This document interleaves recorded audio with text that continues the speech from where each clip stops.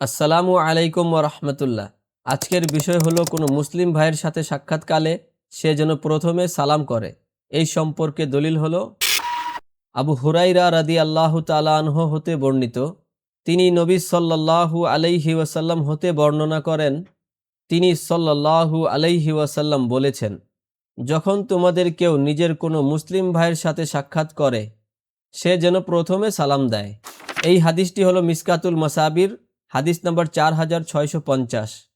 এই হাদিসটি অন্যান্য হাদিসের কিতাবেও রয়েছে, যেমন সুনান আবু দাউদ হাদিস নম্বর 5200, সুনান আবু দাউদ ইসলামিক ফাউন্ডেশন হাদিস নম্বর 5110, আল আদাবুল মুফরাদ হাদিস নম্বর 1010, আল আদাবুল মুফরাদ আহসান পাবলিকেশন হাদিস নম্বর 1020, মুসনাদ সামিইন লিত তবরানি হাদিস নম্বর 2072, শোয়াবুল ইমান হাদিস নম্বর 8468, মুসনাদে আবি ইয়ালা হাদিস নম্বর 6350।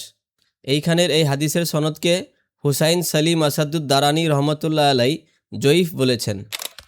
এই ছিল আজকের বিষয়। বিশেষ করে এটা হলো পথে হাঁটার সময় যখন সমবয়সী দুইজনের সাথে দেখা হয়, সেই সময় কে আগে সালাম দিবে এটা চিন্তা না করে একজন দেখা হলেই যেন সালাম করে যে আগে পারে আর কি।